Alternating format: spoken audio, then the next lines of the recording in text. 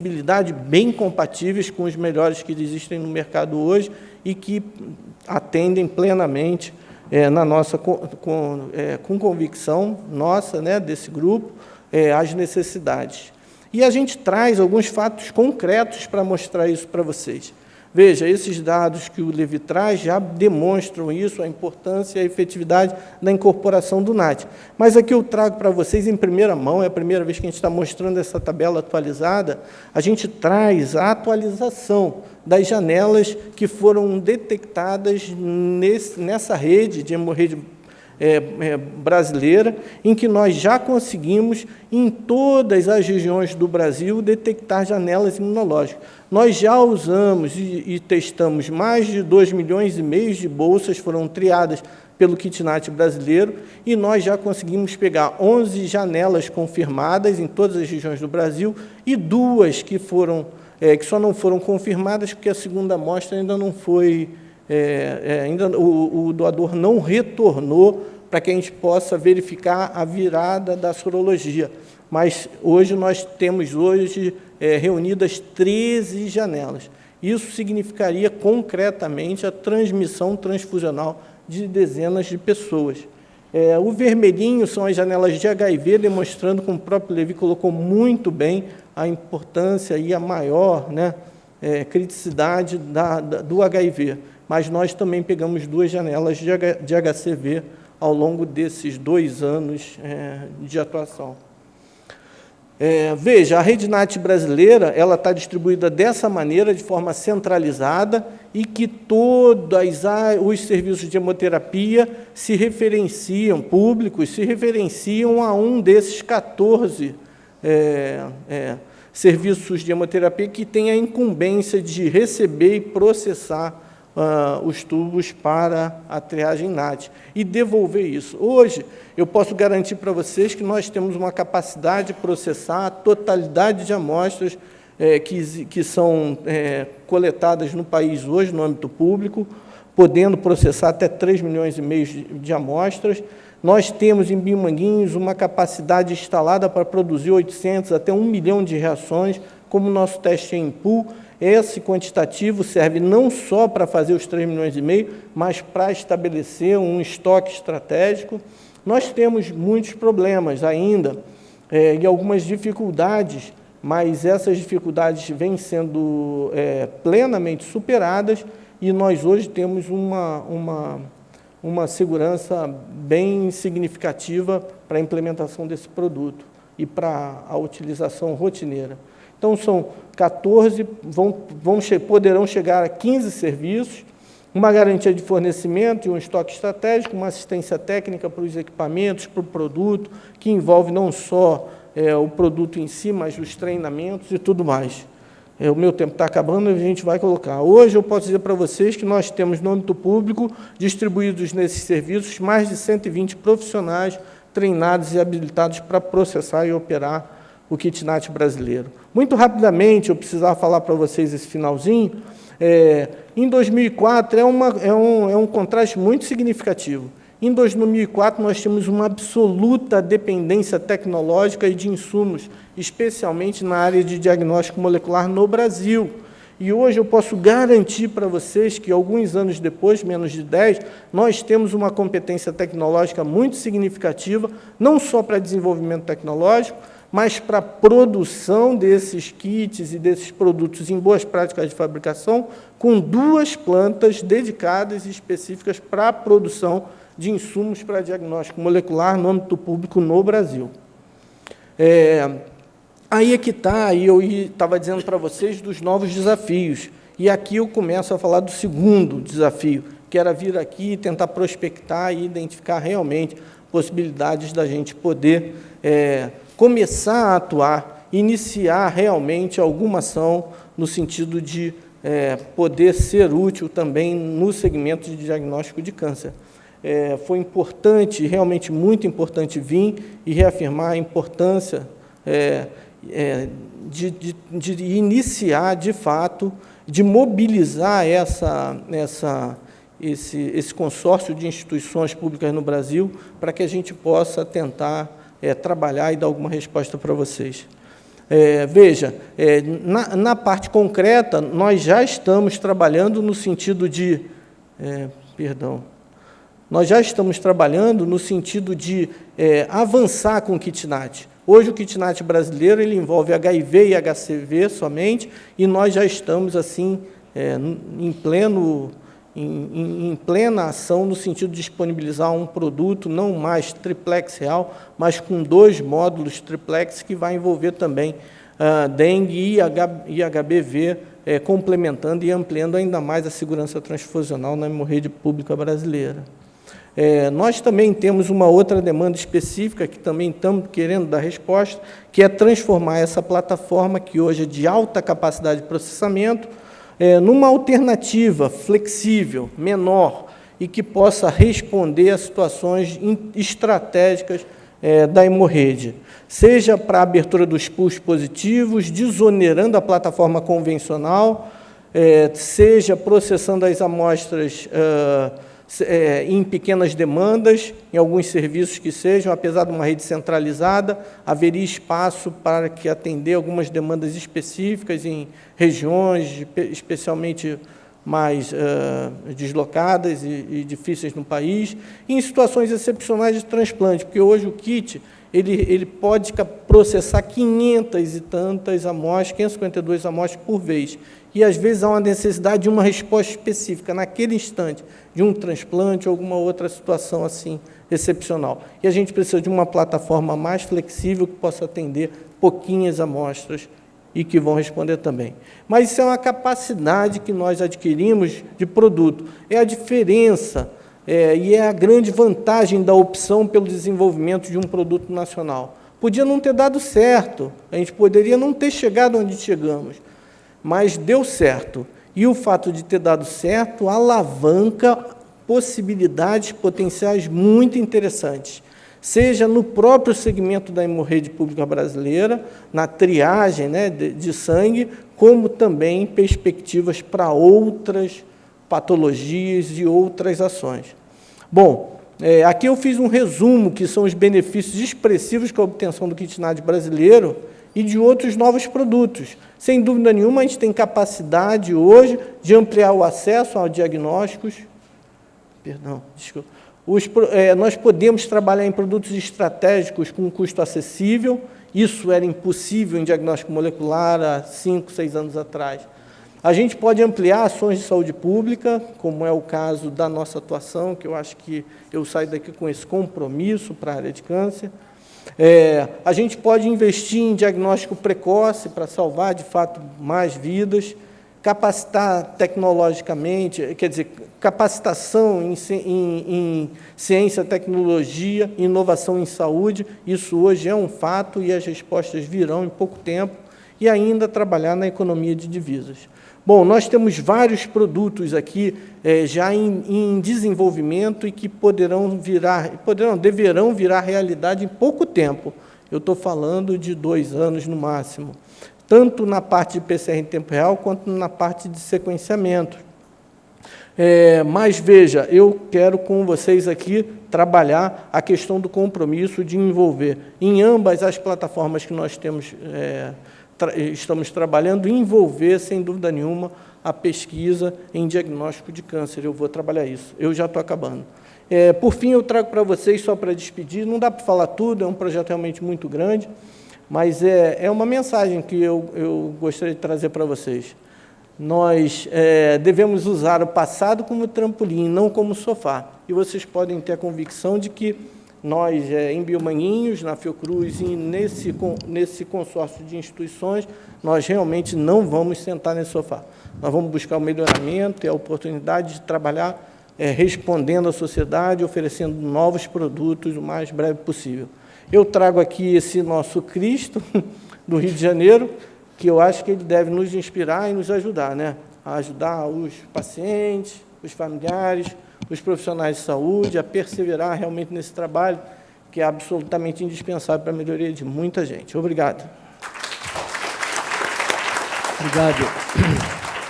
Obrigado, doutor Antônio. Algumas pessoas fizeram perguntas exclusivamente para ele sobre o NAT brasileiro. Então, já queria aproveitar a oportunidade. e já deixar aqui a pergunta. São duas perguntas de forma diferente, mas o conteúdo é o mesmo, que diz o seguinte: o NAT brasileiro de Biomanguinhos, segundo a imprensa, mais precisamente o Estadão e a Folha de São Paulo, precisa de ajustes de sensibilidade. Foram matérias que foram divulgadas em novembro do ano passado. Pergunta: o que está sendo feito para melhorar isso? E por que até agora o governo brasileiro não publicou portaria tornando o NAT obrigatório? É uma pergunta muito legal assim de responder, porque a gente está no momento de responder. Eu tentei passar para vocês um pouco, né, a situação que a gente implementou o NAT com uma base técnica e de necessidade de sensibilidade que talvez não estivesse tão apropriada ou ainda exigisse da nossa parte mais trabalho e que foram realizados mais recentemente. A última alteração do registro do produto NAT brasileiro já incorpora essas melhorias, e a tabela que eu trouxe para vocês com relação ao painel internacional do NIBISC responde plenamente esse questionamento. Isso é que foi muito legal, porque eu quero trazer essa questão. É a opção correta e assertiva que o Ministério da Saúde fez há 8 anos atrás, quando induziu a formação desse projeto e a implementação desse produto, e a busca por esse produto. Porque hoje nós temos realmente uma capacidade de resposta muito significativa. Então, a partir do momento que se detecta uma necessidade de melhoria, nós temos as possibilidades de realmente responder e atender essa expectativa. Isso se dá, não só se deu com relação à sensibilidade, mas também vai se dar com relação à incorporação de hepatite B, com a incorporação de dengue, e essa competência tecnológica deverá se replicar em outros produtos desenvolvidos e ofertados para vocês, sociedade, com qualidade e com efetividade. Então, acho que as reportagens foram muito importantes. O teor delas, de fato, a nós incomodou um pouco, porque muitas vezes as questões são colocadas sem todos os elementos, tá certo? Mas elas foram importantes, porque nos impuseram uma situação de urgência no sentido de trabalhar no aperfeiçoamento desse produto, e que hoje ele demonstra isso com dados concretos. Veja, nós temos 2,5 milhões de amostras triadas já pelo NAT brasileiro, nós já obtivemos e detectamos 13 janelas, 11 confirmadas, o que mostra, de fato, a capacidade do produto de atender essa expectativa e essa função que é de detectar e excluir as amostras em janela. Nós temos mais perguntas aqui para o senhor mesmo. A realização dos testes NAT no Brasil será centralizada em 14 centros, bancos públicos. Como é que fica a questão da logística e estoque das plaquetas, que apresentam vida útil de apenas 4 dias? Veja, isso sempre foi um desafio do próprio Ministério da Saúde, e esse produto foi desenvolvido para responder uma demanda específica que o Ministério determinou. Foi opção estratégica do Ministério trabalhar uma rede centralizada. Desde o início, o que foi demandado era uma rede com alta capacidade de processamento e que pudesse se dar de forma centralizada. Eu devo até compartilhar com vocês que temos, assim, imaginamos que seja interesse do próprio Ministério melhorar cada vez mais a qualidade dos testes e da triagem no Brasil, e uma das ações que poderia contribuir com isso é uma centralização dos serviços. Veja, nós já tivemos nessa época do início do desenvolvimento do NAT, nós tivemos mais de 600 serviços de hemoterapia que realizavam testes sorológicos no Brasil. Hoje nós temos cerca de 150. Então, houve já uma centralização dessa rede, e com essa centralização, realmente há um benefício, uma melhoria de desempenho e de qualidade nessa triagem. Não é a única, longe de mim colocar que essa é a única estratégia para isso, mas isso faz parte, sem dúvida, de uma estratégia. Tem toda uma questão de logística e uma questão de estratégia para se estabelecer a rede NAT brasileira dessa maneira, centralizada. Eu posso dizer para vocês que, da mesma maneira que nós cuidamos do desenvolvimento e da implementação do produto, o próprio Ministério da Saúde gerou outras ações no sentido de se estabelecer essa logística. Mas hoje, todos nós que atuamos na área de diagnóstico sabemos que é muito mais efetivo, fácil e correto você trabalhar num fluxo de informações e de amostras do que você implantar outros serviços em todos os lugares no país. Isso realmente é uma colocação correta, sobre diversas tendências.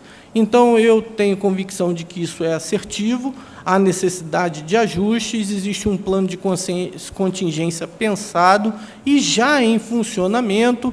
Nós tivemos recentemente, inclusive até para São Paulo mesmo, o contingenciamento de amostras de um dos serviços para um outro serviço. Então, essas ações que são complementares estão em curso, estão sendo cuidadas e são objetos assim da prática do dia a dia a serem aperfeiçoadas, mas de forma alguma não há ações ou respostas dentro dessa rede. E uma última pergunta. Carlos, deixa eu só fazer uma intervenção. Assim, primeiro eu quero deixar claro que isso aqui não é uma sabatina. Então, o que significa que Levi, Zé Mauro, Patrícia, vocês podem e devem concordar, discordar, fazer a intervenção, porque senão parece que eu participei de 2 lá no Senado, é só você que responde e todo mundo perguntando para você. Então, por favor, fiquem à vontade para comentar. As perguntas são para a mesa, não para o doutor Antônio. De toda maneira, eu considero uma oportunidade muito interessante, muito qualificada, da gente poder, inclusive, responder e compartilhar essas informações com vocês e com a sociedade. Muito bem, já então que podemos fazer uma última pergunta, que foi daqui do público, que é também sobre o NAT, que é o Ministério da Saúde publicou uma portaria que determina que apenas os 14 centros bancos públicos centralizados terão ressarcimento do teste NAT. Como é que fica essa questão para todos os outros bancos de sangue do Brasil? É a última pergunta sobre o NAT. Bom, essa colocação não está efetivamente correta. O Ministério da Saúde não está prevendo ressarcimento para esses 14 centros. A portaria ainda não saiu, essa portaria está sendo gestada no âmbito do Ministério. De fato, a sua minuta está concluída, está em vias de publicação, mas ela não impõe essa segregação, no sentido de que os 14 centros. Ela traz a informação e a obrigatoriedade, aliás, um clamor e uma necessidade que se tinha já de algum tempo. Todos nós que trabalhamos nesse segmento sabemos que ela vem com atraso, tá certo? Mas ela vem para atender a obrigatoriedade do teste NAT como um dos ensaios necessários para a triagem das bolsas, triagem dos doadores antes de uma transfusão. Muito bem. Então, lembrando aqui que quem olhou no programa viu que estava prevista a presença do Dr. Carmino de Souza, e ele não está aqui, evidentemente. O Dr. Carmino é o presidente da ABHH, Associação Brasileira de Hematologia e Hemoterapia. Ele teve um imprevisto e não pôde estar presente. Então, acho que agora a gente vai colocar aquelas perguntas no painel para que as pessoas respondam com esse aparelhinho que vocês têm aí. Certo? Então, a primeira pergunta que nós temos aqui, e depois as pessoas que estão ali nas mesas podem comentar o resultado. Pergunta: quais as dificuldades para a implantação em nível nacional do NAT, teste de ácido nucleico, já que se passaram 11 anos da implantação da primeira portaria? Alternativa A: hemocentros do país têm qualidade diferente no sangue oferecido, padronização difícil. A B: falta de conhecimento técnico e capacidade para implantar. C: o custo. D: falta de prioridade ao tema. 10 segundos para a votação.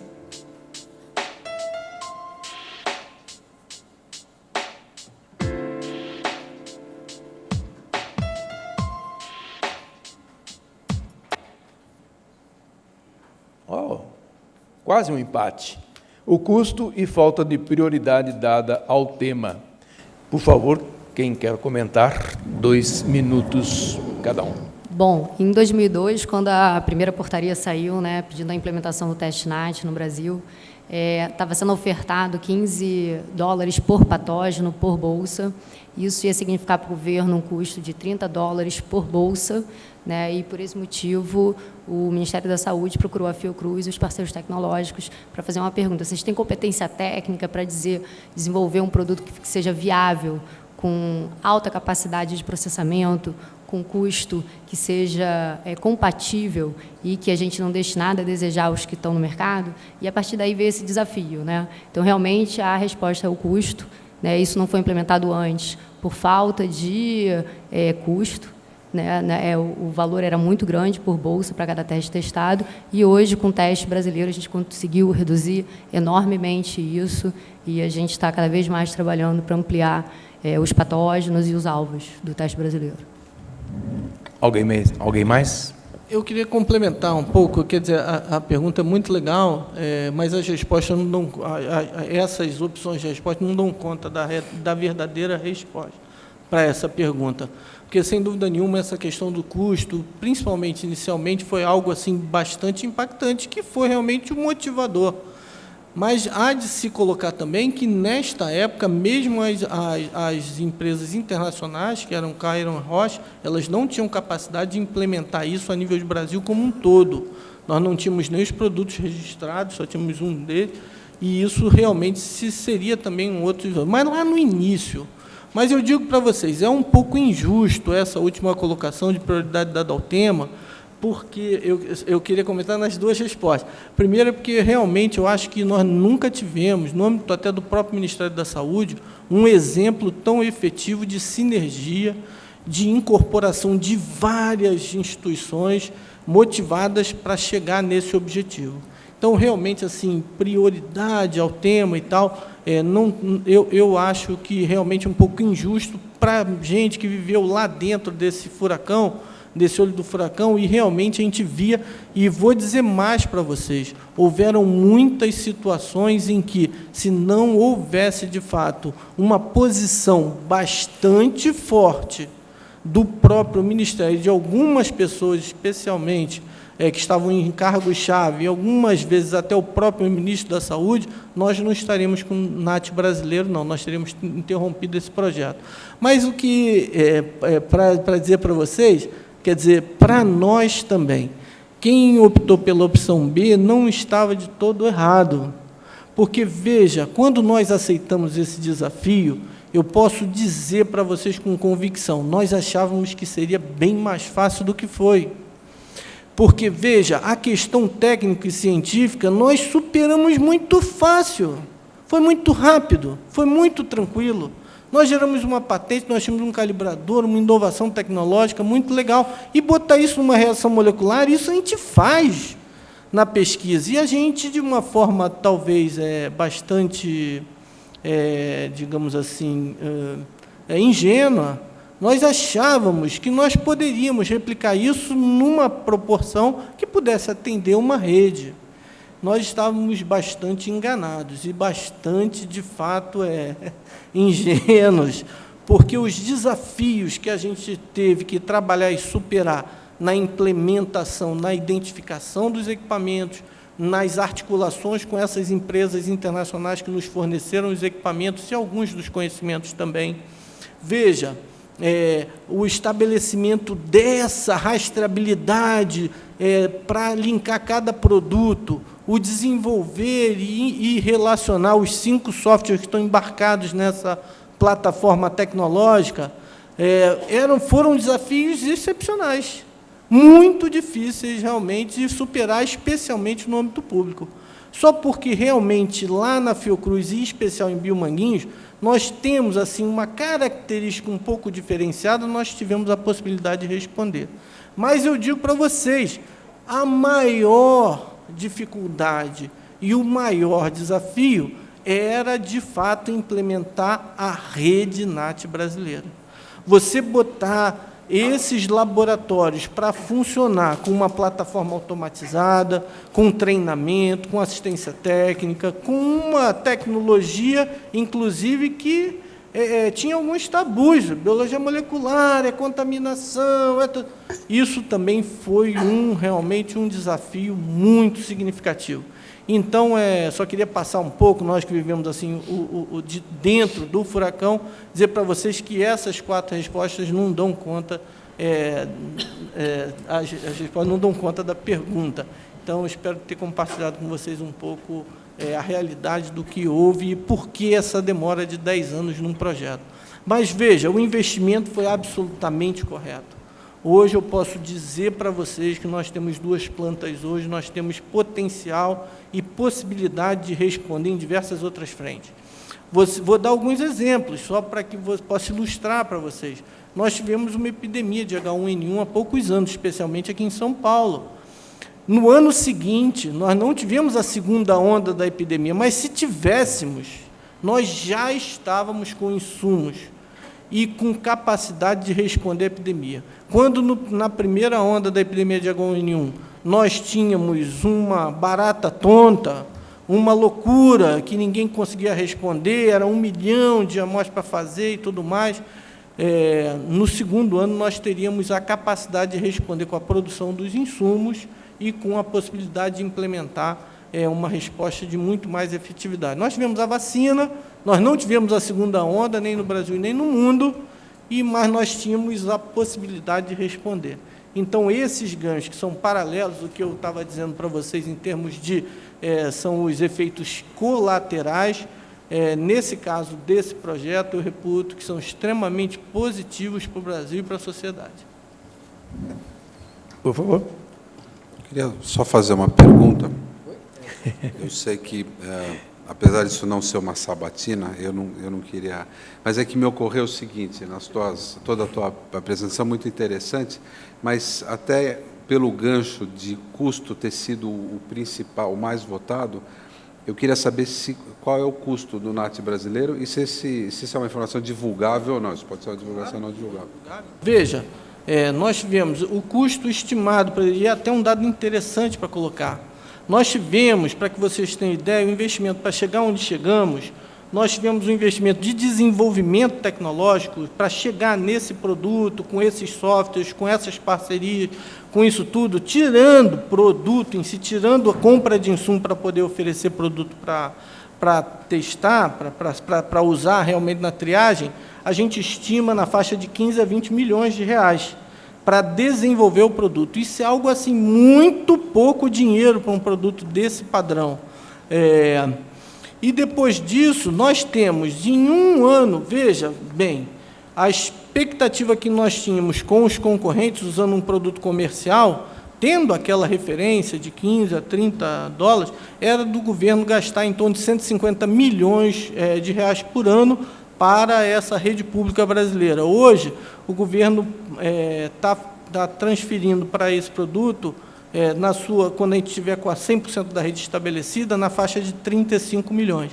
Então, é um custo realmente 5 vezes menor do que o que a gente esperaria com os privados, e também o custo do desenvolvimento se pagaria num primeiro ano de consumo. É claro que tem todo um aspecto de que, veja, onde não há concorrência e onde não há um referencial, o produto é muito caro. É óbvio que hoje nós temos os produtos, inclusive dos concorrentes, com possibilidades de comercialização muito mais barato. Tenho certeza que o Astro não paga 30 dólares por teste. Tenho certeza que aqui o Sírio não paga 30 dólares por cada triagem. Mas, certamente, se nós não tivéssemos o kitNat brasileiro, talvez 30 dólares fosse um preço básico para o uso do NAT no Brasil.